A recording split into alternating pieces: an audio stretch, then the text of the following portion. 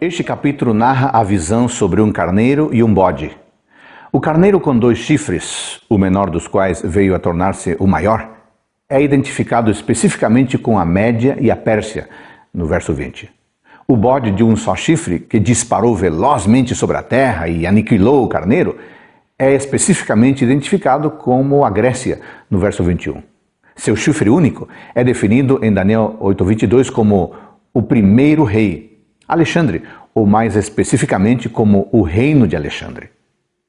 Os 4 chifres que apareceram depois de ter sido quebrado o chifre único são os 4 reinos entre os quais o Império Greco-Helenístico de Alexandre foi dividido durante algum tempo, com territórios que foram domínios de Lisímaco, Cassandro, Seleuco e Ptolomeu.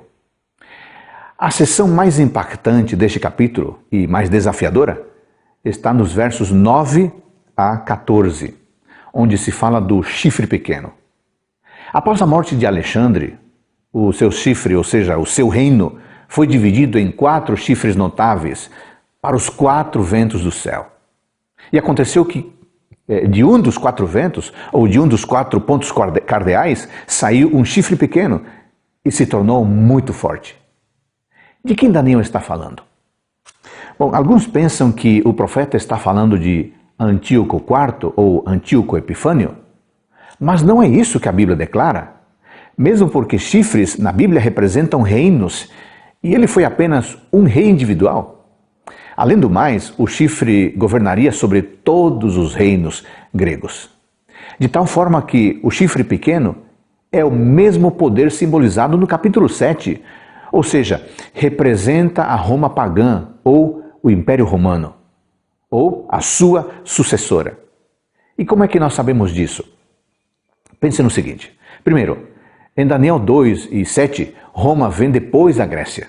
Portanto, Roma também deve seguir a Grécia aqui no capítulo 8. Segundo, Roma apareceu no Ocidente, tendo saído de um dos 4 ventos. E terceiro, a Roma pagã destruiu os poderosos e o povo santo.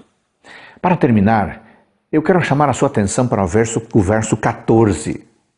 Usando os princípios historicistas de interpretação profética, as 2.300 tardes e manhãs são 2.300 anos. Seguindo as pistas deixadas no livro de Daniel, descobrimos que essa profecia começa em 457 a.C. e termina em 1844 d.C. A purificação do santuário refere-se a uma obra de juízo no tempo do fim. O santuário celestial é purificado não por sangue de animais, mas pela vida e morte de Jesus.